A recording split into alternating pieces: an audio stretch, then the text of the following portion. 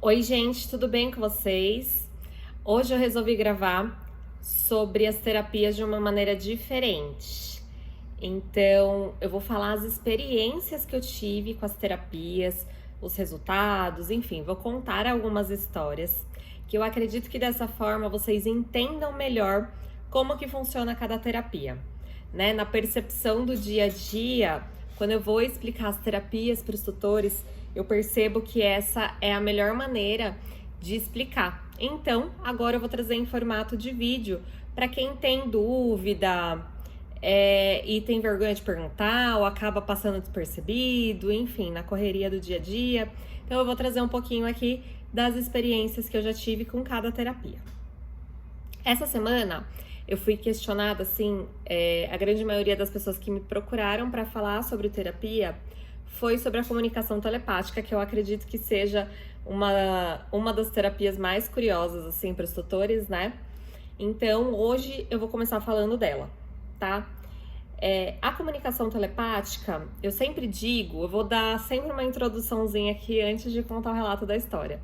Então, eu sempre digo que é importante estar preparado para o que o animalzinho tem para falar, porque às vezes a gente vai perguntar algo simples e vem alguma outra coisa por trás daquilo que a gente precisa trabalhar e às vezes a gente não quer trabalhar ali naquele momento, enfim. Então, é sempre importante estar preparado para o que pode vir de retorno do nosso pet, né, em relação às perguntas, enfim.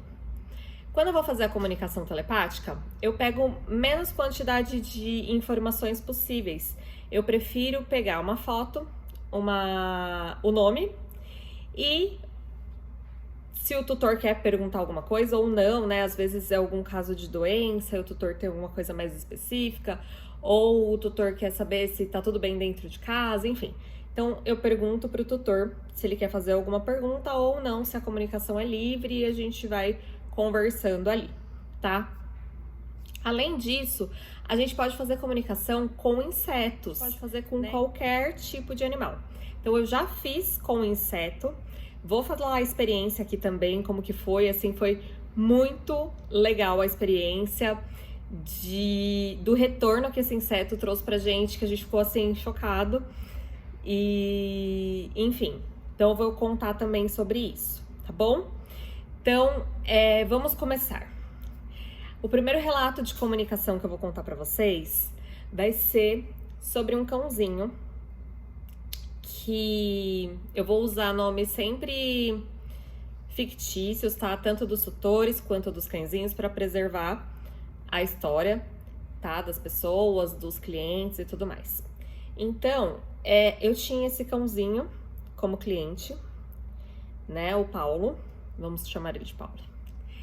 E o Paulo, ele era um cãozinho que, assim, dentro da casa dos tutores, que era um apartamento, ele sempre latia, assim, loucamente, coisas de que os vizinhos estavam se organizando para expulsar os moradores de dentro do apartamento, né? Enfim, eles tava causando uma revolta, assim, bem grande em alguns moradores. As reclamações eram constantes todos os dias. E sempre foi assim, ele sempre latiu muito. Só que acontecia de quando ele estava em uma casa no interior, que ele ia sempre, ele parava de latir, ele não latia mais. E aí os tutores ficavam intrigados com isso, né? Poxa vida, por que aquele late o dia todo? A gente tá quase sendo expulso. E aqui ele não late e fica super tranquilo, sabe? Porque esse latir também vinha acompanhado de um estresse muito grande e tal. Ainda mais que os tutores ficavam estressados, então, né, era um estresse, assim, da família inteira. E aí a gente foi fazer a comunicação com esse cãozinho. E esse cãozinho, ele falou pra gente que a missão dele de vida era fazer com que os tutores percebessem que eles precisavam realizar o sonho da vida deles. E qual que era o sonho da vida deles? Mudar de um apartamento para uma casa. Então, quando eles estavam no apartamento dos tutores, ele ficava muito estressado. E quando ele estava na casa dessa outra pessoa, ele ficava super tranquilo. Além disso, ele também tinha um comportamento de doença dentro do apartamento e gente, olha, era incrível. E aí, fora do apartamento, nessa outra casa, essa doença não se manifestava, né? Então, foi uma história, assim, bem legal, bem comprida, bem complexa, mas o resumo de tudo era isso. Ele queria mostrar para os tutores a missão de vida dele, e os tutores não enxergavam. Então, ele começou com um latido, aí foi ficando mais intenso, e aí veio a doença, e a doença se manifestou de uma forma assim bem grave, que ele não conseguia mexer alguns membros, e era assim, parecia mágica. Aqui ele não mexia, dava 2 horas, estava em outra casa, ele mexia.